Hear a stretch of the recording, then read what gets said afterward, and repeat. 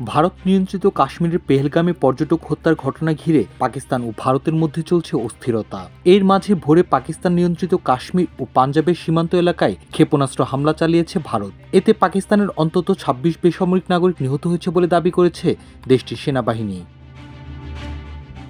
জবাবে রাতেই পাল্টা হামলা শুরু করে পাকিস্তান। ইসলামাবাদের দাবি, হামলায় অংশ নেওয়া ভারতের ৫টি জঙ্গি বিমান ভূপাতিত করেছে তারা। পাশাপাশি কাশ্মীরে ভারতীয় সেনাবাহিনীর একটি ব্রিগেডের সদর দপ্তর ও তল্লাশি চৌকি গুঁড়িয়ে দেওয়ার দাবি করেছে পাকিস্তানি বাহিনী। এতে অন্তত ১০ জন নিহত হয়েছে বলে জানা গেছে।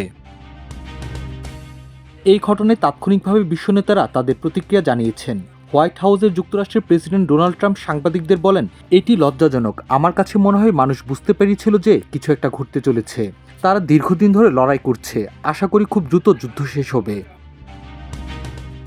প্রতিক্রিয়া জানিয়েছেন যুক্তরাষ্ট্রের পররাষ্ট্রমন্ত্রী মার্কো রুবিও। এক্স হ্যান্ডেলে জানান, যুক্তরাষ্ট্র ও পাকিস্তানের মধ্যকার পরিস্থিতি নিবিড়ভাবে পর্যবেক্ষণ করছে যুক্তরাষ্ট্র। পারমাণবিক শক্তিধর দুই প্রতিবেশীর মধ্যে শান্তিপূর্ণ সমাধানের জন্য ওয়াশিংটন কাজ চালিয়ে যাবে বলে উল্লেখ করেন তিনি।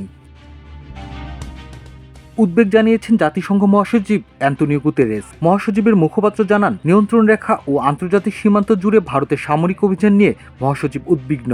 উভয় দেশকে সামরিক উদ্যোগ নেওয়ার বিষয়ে সর্বোচ্চ ধৈর্যের পরিচয় দেওয়ার আহ্বান জানিয়েছেন তিনি।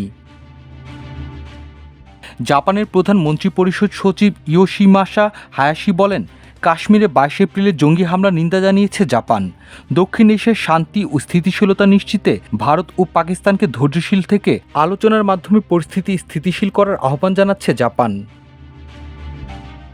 চীন সব ধরনের জঙ্গি কার্যক্রমের বিরোধিতা করে জানিয়ে দেশটির পররাষ্ট্র মন্ত্রণালয়ের মুখপাত্র বলেছেন, শান্তি ও স্থিতিশীলতাকে প্রাধান্য দেওয়া, শান্ত ও ধৈর্যশীল থাকা এবং পরিস্থিতিকে আরও জটিল করে তুলতে পারে এমন পদক্ষেপ নেওয়া থেকে বিরত থাকতে ভারত ও পাকিস্তানকে আহ্বান জানাচ্ছি আমরা। পরমাণু শক্তিধর দুই দেশকে সংযত থাকার আহ্বান জানিয়েছে ফ্রান্স। ফরাসি পররাষ্ট্রমন্ত্রী জন নোয়েল বাখু বলেছেন, ভারত ধারাবাহিক জঙ্গি হামলা থেকে নিজেদেরকে সুরক্ষিত রাখতে চায় ভারত। পরিস্থিতির আরও অবনতি না হয় এবং বেসামরিক মানুষ যেন নিরাপত্তা পায়, সে লক্ষ্যে ভারত ও পাকিস্তানকে ধৈর্যশীল থাকার আহ্বান জানাই আমরা। এদিকে ভারতের হামলাকে সমর্থন জানিয়ে বিবৃতি দিয়েছে ইসরায়েল। দিল্লিতে নিযুক্ত রাষ্ট্রদূত রিউভেন আজার বলেন, ইসরায়েল ভারতের আত্মরক্ষার অধিকারকে সমর্থন করে। জঙ্গিদের এটা জানা উচিত যে নিরপরাধ মানুষের বিরুদ্ধে ঘৃণ্য অপরাধ করে কোথাও পালিয়ে বাঁচতে পারবে না তারা।